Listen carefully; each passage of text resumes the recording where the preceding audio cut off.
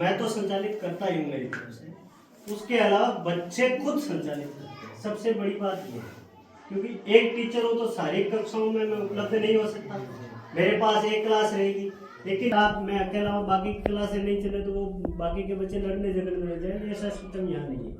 जैसे मैं एक क्लास में हूँ, 5वीं क्लास को पढ़ा रहा हूँ, तो 4थी क्लास के जो मेरे स्टूडेंट हैं उनको इस प्रकार तैयार कर रखा है कि वो क्लासों में जाएंगे और उन बच्चों को पढ़ा के आएंगे। जब तक मैं 5वीं का एक पीरियड दे रहा हूँ 45 मिनट, जो ही 45 मिनट का पीरियड खत्म हुआ 5वीं क्लास पढ़ाने के लिए आएगी और 4थी क्लास को मैं पढ़ा। ऐसा सिस्टम। अब पढ़ाने के लिए बच्चे हैं, बच्चों के सहयोग के लिए ये हमने भामाशाहों के सहयोग से उपलब्ध हुई है। लापुराम जी स्कूल है लवेरा के, उनके परिवार के द्वारा ये पूरा व्यवस्था बनी है।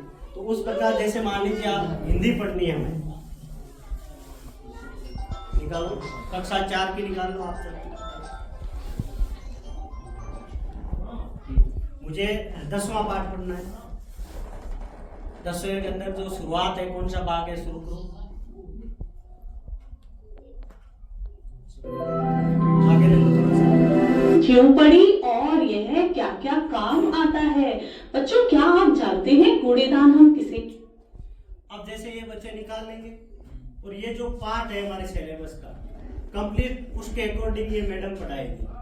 उसके पढ़ाने के बाद में अगर बच्चों के कोई समस्या आ रही है तो मैं व्यक्तिगत रूप से उस पाठ से संबंधित इन बच्चों को पढ़ाता हूँ।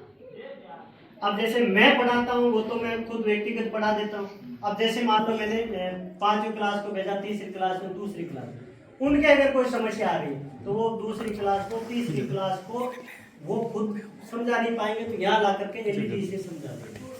तो वो एक हमारे टीचर की पूर्ति कर देते हैं। और ऐसी एलईडी एक नहीं है, 2 है, अगली क्लास में भी लगी हुई है। तो 2 एलईडी होने से हमें ये सुविधा हो गई